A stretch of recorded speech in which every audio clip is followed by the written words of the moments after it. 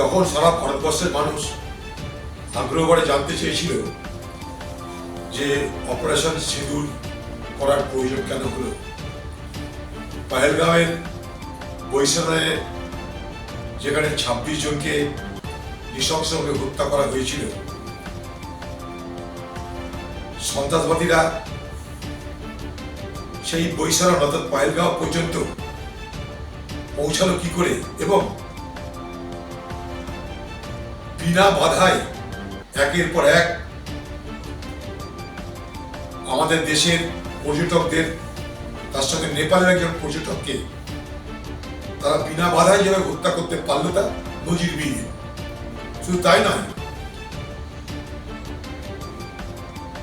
যে এলাকায় প্রতিদিন হাজার হাজার মানুষ ভ্রমণ করতে যায়, সেই বৈশারণ এলাকায় কোনো নিরাপত্তা ছিল না, কোনো নিরাপত্তা বাহিনীও ছিল না। তাই সন্ত্রাসবাদীরা এলো, মারলো, চলে গেল।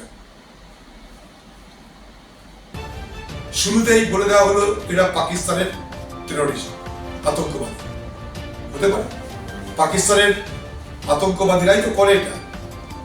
পাকিস্তান এই আতঙ্কবাদীদের, সন্ত্রাসবাদীদের পৃষ্ঠপোষক, লালনকর্তা, পালনকর্তা সবাই জানি আমরা।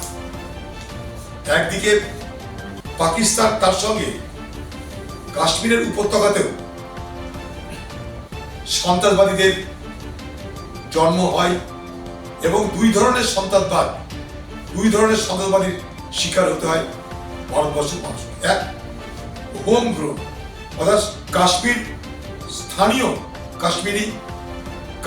স্থানীয় এলাকায় কিছু জঙ্গি তৎপরতা আছে, জঙ্গি তৈরি হয়, আর তাদেরকে পাকিস্তানে পাঠিয়ে সেখান থেকে শিক্ষিত করে নিয়ে আসা হয়। তাই পাকিস্তানের যে জম্মু কাশ্মীরে যারা স্থানীয় সন্ত্রাসবাদী তাদেরকে আমরা বলি হোম গ্রোন টেররিস্ট, আর যারা পাকিস্তান থেকে আসে তাদেরকে আমরা বলি ফরেন টেররিস্ট। এই দুই ধরনের টেররিস্ট কিন্তু একই দ্বারা, পাকিস্তান হোক বা কাশ্মীর ঘাঁটিতে হোক, তারা একই টেররিস্ট। তো দেখুন, মানুষের প্রশ্নের উত্তরকে এড়িয়ে গিয়ে বরাবরের মতো সেই বাংলায় একটা কথা আছে না, যে সবকে ছেড়ে বেলেকে ধর, সবকে ছেড়ে একজনকে ধর। অর্থাৎ যখন সরকার তার নিজের ব্যর্থতা ঢাকতে ব্যস্ত, সেই ব্যর্থতা ঢাকতে সে ধরছে কাকে? কংগ্রেসকে। আমার একটাই প্রশ্ন, ইধার উধার কি বাত না কর, বতা কাফিলা कैसे লুটে। কি করে সন্ত্রাসবাদীরা বৈশারণে এলো, মারলো, চলে গেল, 3 মাস পার হয়ে গেল? এর কারণ আমরা জানতে চেয়েছিলাম। এক, যদি বৈশারণ না ঘটতো তাহলে অপারেশন সিঁদুরের প্রয়োজন হতো কিনা জানা নেই, হতো না। তাহলে অপারেশন সিঁদুরটা জন্ম হলো কোথেকে? অপারেশন সিঁদুরের জন্ম হলো পহেলগাঁওয়ের ঘটনার পর। পহেলগাঁওয়ের ঘটনাটা কেন ঘটলো সেই জায়গাটায় সরকার জবাব দিতে পারলো না। অপারেশন সিঁদুরকে সামনে রেখে তারা কংগ্রেসকে আক্রমণ করতে গেল। অপারেশন সিঁদুর ভারতবর্ষের সেনাবাহিনী করেছে। ভারতবর্ষের সেনাবাহিনীকে স্বাধীনভাবে এই আক্রমণ করতে দেওয়া হয়নি। সেটা আমি না, ভারতবর্ষের সেনাবাহিনীর লোকেরাই বলছে। ভারতবর্ষের সেনাবাহিনীর পক্ষ থেকে যিনি সিডিএস চৌহান সাহেব, তিনি সিঙ্গাপুরে বলছেন সাংরিলা ডায়ালগে, যে আমাদের বিমান হামলা হয়েছে, আমাদের বিমান ক্ষতিগ্রস্ত, বিমান ধ্বংস হয়েছে, তারপর আমরা পাল্টা আক্রমণ করে তাদেরকে জব্দ করেছি। তো এইসব কথা তো আমরা বলিনি, কংগ্রেস তো বানিয়ে বানিয়ে কিছু বলেনি। আমরা তো জানতে চেয়েছিলাম প্রকৃত তত্ত্ব কি। ট্রাম্প বলছে 25 বার 26 বার যে তিনি নাকি এই হস্তক্ষেপ করে যুদ্ধ থামিয়েছেন। আপনার সামরিক বাহিনীর অফিসাররা বলছে যে বিমান ক্ষতিগ্রস্ত হয়েছে, বিমান ধ্বংস হয়েছে ভারতের। আমরা কি করলাম? আপনার দেশের বিদেশ মন্ত্রী সে বলছে অপারেশন যখন শুরু করি সিঁদুর, তখনই আমরা পাকিস্তানকে জানিয়ে দিয়েছিলাম। তো আপনি যাদেরকে আক্রমণ করছেন তাদেরকে যদি জানিয়ে দেন যে আমি যাচ্ছি আক্রমণ করতে, তাহলে আপনার প্লেন তো ধ্বংস হবেই। এই তো সাধারণ যুক্তি। আপনাকে কে বলেছিল যে আক্রমণ করার আগে আপনাকে জানিয়ে দিতে পাকিস্তানের সেনাবাহিনীকে? তো আপনারাই তৈরি করেছেন এই বিতর্ক, আপনারাই তৈরি করেছেন এই প্রশ্ন। আর যখন প্রশ্ন করতে যাওয়া হচ্ছে তখন কংগ্রেস খারাপ হয়ে যাচ্ছে। আরে কংগ্রেস ছিল বলে পাকিস্তানের মাজা ভেঙে বাংলাদেশে জন্ম দিয়েছিল। কংগ্রেস ছিল বলে লাল বাহাদুর শাস্ত্রীর নেতৃত্বে পাকিস্তান হেরেছিল। কংগ্রেস ছিল বলে জওহরলাল নেহরুর নেতৃত্বে ভারতবর্ষকে, কাশ্মীরকে ভারতবর্ষের মধ্যে আমরা রাখতে সক্ষম হয়েছিলাম। আর কংগ্রেস ছিল বলে আপনি মোদী ভারতবর্ষের একজন জনপ্রতিনিধি এবং প্রধানমন্ত্রী আর গৃহমন্ত্রী হতে পেরেছিলেন। অতএব ভুলে যাবেন না, কংগ্রেস ছিল বলেই আজ দেশ হয়েছে। আজ এই দেশ হয়েছে বলে ভোট হয়েছে, আর এই ভোট হয়েছে বলে আপনি ক্ষমতা এসছেন। আপনি ক্ষমতা এসছেন বলে আপনি গৃহমন্ত্রী হয়েছেন পার্লামেন্টের মধ্যে। আমার আজও মনে আছে যখন 370 ধারা বিলোপ করা হয়, তখন যে আলোচনা হয়েছিল, আমি প্রশ্ন করেছিলাম 1993 সালে ভারতবর্ষের পার্লামেন্টে একটা প্রস্তাব নেওয়া হয়েছিল পাক অকুপাইড কাশ্মীরকে ভারতের মধ্যে আনতে হবে, ভারতের মধ্যে অন্তর্ভুক্ত করতে হবে। কি বলছেন বলুন? বলে হ্যাঁ হই তো কারণে যা রহে না, আমরা তো পিওকে দখল করবো। ওই সময় কংগ্রেস ছিল, পারেনি, আমরা করব। তখনও কংগ্রেস, এখনো কংগ্রেস। তুমি পারলেও কংগ্রেস, তুমি না পারলেও কংগ্রেস। পারে না।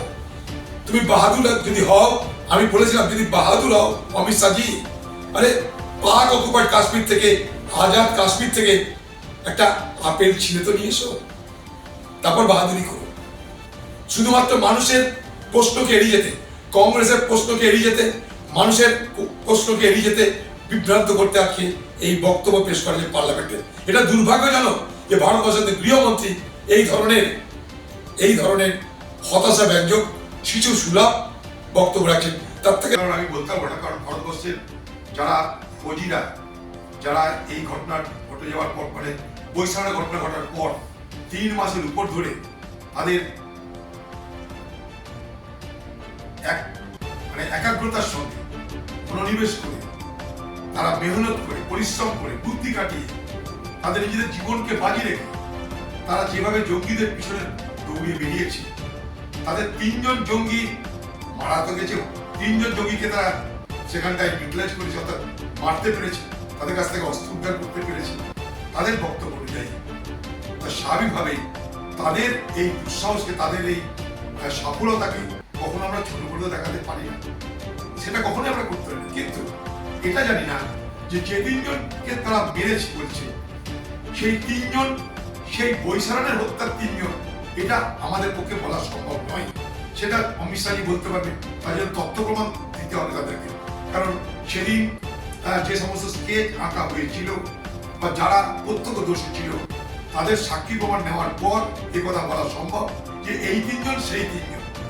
মানে সেদিন বৈশাখের পহেলগাঁওয়ের ঘটনার দিন যারা এসেছিল, আজকের নিরাপত্তা বাহিনীর সফলতার পর যে 3 জন মারা গেল, তারা সেই 3 জনই কিনা, এটা এত সহজভাবে বলা সম্ভব বলে আমি মনে করি না। কিন্তু আমাদের যে নিরাপত্তা বাহিনী, তাদের নিরাপত্তা বাহিনীর যে লক্ষ্য, তাদের যে একাগ্রতা, তাদের যে সাহসিকতা, তাদের যে মেহনত, তাদের যে বুদ্ধি পরিশ্রমের দ্বারা তারা এই ঘটনা ঘটাতে পেরেছে, তাকে নিশ্চয়ই তারিফ করবো। কিন্তু সেখানে বলা হচ্ছে যে সেই গ্রেনেডগুলোতেও নাকি রাশ ধরে গেছে, মোর্চে ধরে গেছে। তাদের যে হাইড আউটে, অর্থাৎ তাদের যে আশ্রয় শিবির ছিল, সেখানে গ্রেনেড যেগুলো ছিল সেগুলো তো মোর্চে পড়ে গেছে, অর্থাৎ অনেক দিন ধরে তারা ওখানেই আছে। তাহলে ভারতবর্ষের সীমানার মধ্যে গ্রেনেডের মোর্চে পড়ার মতন সময় রেখে যারা সদরে হামলা করতে পেরেছে, কেন পেরেছে, কিভাবে পেরেছে, সেখানে কি কোনো আমাদের নিরাপত্তার কোনো ত্রুটি ছিল? আমাদের যে ইন্টেলিজেন্সের কোনো ত্রুটি ছিল, সেটা কিন্তু প্রশ্নের মধ্যে আসতেই হবে।